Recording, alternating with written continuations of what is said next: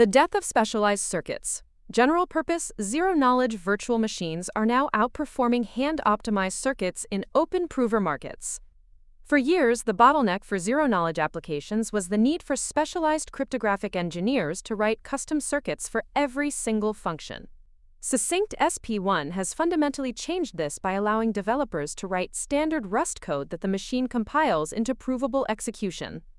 This shift from specialized manual labor to automated compilation is the same transition that happened when high-level programming languages replaced assembly.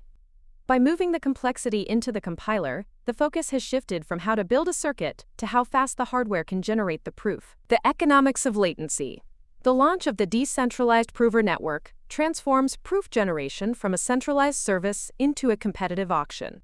In this model, provers compete on a combination of cost and time to generate a validity proof for a given block or state transition.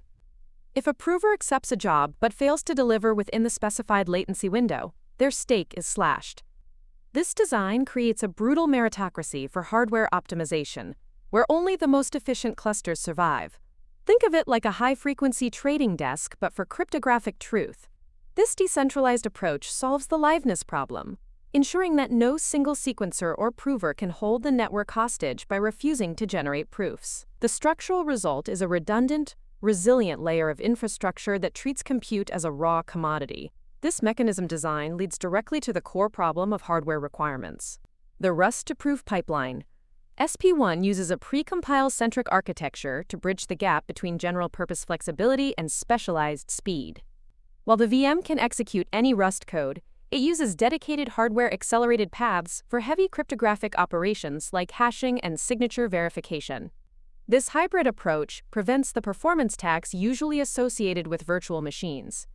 By outsourcing the most intensive math to these precompiles, the system maintains high throughput while keeping the developer experience identical to standard software engineering.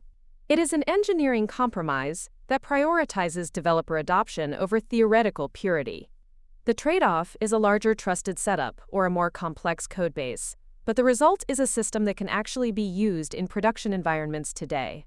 This integration is what makes the decentralized prover market viable for real-world applications. The utility of truth. The emergence of decentralized prover networks like SP1 signals the end of the ZK silo era, where every rollup maintained its own isolated infrastructure. By decoupling the execution of a blockchain from the generation of its proofs, we are witnessing the birth of a unified cryptographic compute layer. This transition from specialized circuits to general-purpose VMs and from centralized clusters to decentralized markets suggests that zero-knowledge is maturing from an experimental research topic into a standard utility.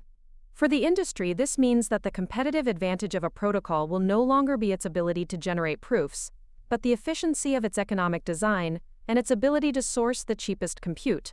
We are moving toward a future where cryptographic proof is as ubiquitous and invisible as internet packets. The real indicator to watch now is the convergence of prover market fees with the cost of raw electricity in regions with high hardware density. Subscribe for more